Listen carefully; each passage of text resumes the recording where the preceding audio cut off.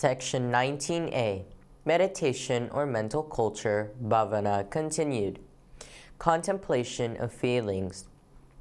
Then there is a way of practicing mental development with regard to all our sensations or feelings, whether happy, unhappy, or neutral. Let us take only one example. You experience an unhappy, sorrowful sensation. In this state, your mind is cloudy, hazy, not clear. It is depressed. In some cases, you do not even see clearly why you have that unhappy feeling. First of all, you should learn not to be unhappy about your unhappy feeling, not to be worried about your worries, but try to see clearly why there is a sensation or feeling of unhappiness or worry or sorrow. Try to examine how it arises, its cause, how it disappears, its cessation. Try to examine it as if you are observing it from outside, without any subjective reaction, as a scientist observed some object. Here too, you should not look at it as my feeling or my sensation, subjectively, but only look at it as a feeling or a sensation objectively.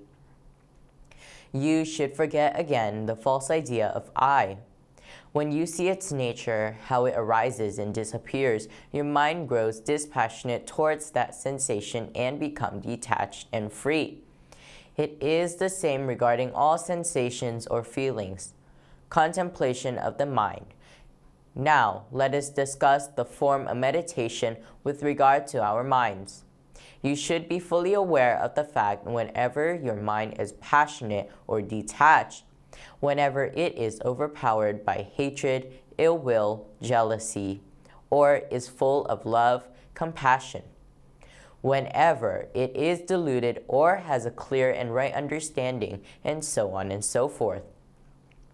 We must admit that very often we are afraid or ashamed to look at our own minds. So, we prefer to avoid it. One should be bold and sincere and look at one's own mind as one looks at one's face in a mirror.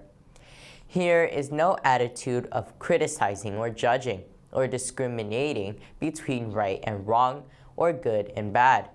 It is simply observing, watching, and examining. You are not a judge, but a scientist. When you observe your mind and see its true nature clearly, you become dispassionate regarding its emotions, sentiments, and states.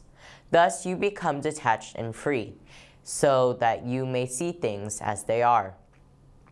Let us take one example. Say you are angry, overpowered by anger, ill will, and hatred. It is curious and paradoxical that the man who is in anger is not aware and not mindful that he is angry.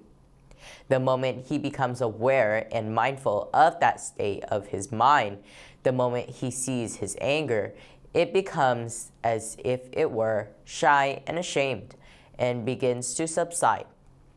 You should examine its nature, how it arises, how it disappears. Here again, it should be remembered that you should not think I am angry or of my anger. You should only be aware and mindful of the state of an angry mind. You are only observing and examining an angry mind objectively.